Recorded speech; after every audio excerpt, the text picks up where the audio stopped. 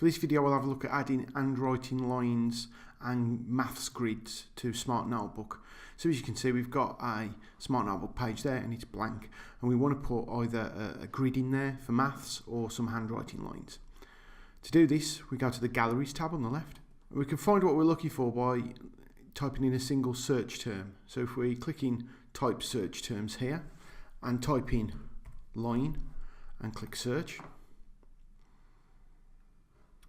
you'll find that you have backgrounds and themes, and about 17 will come up. That number may change depending on what's on your system, but you should get about 17.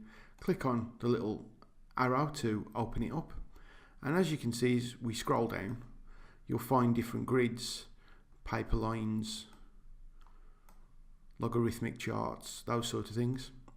To get it onto the Smart Notebook page, what we can do is either right click on the one that we want and click Insert in Notebook, or if you just click on it and click on the little arrow next to it, it'll open the context menu and Insert in Notebook, and then you'll notice that that will get the grid.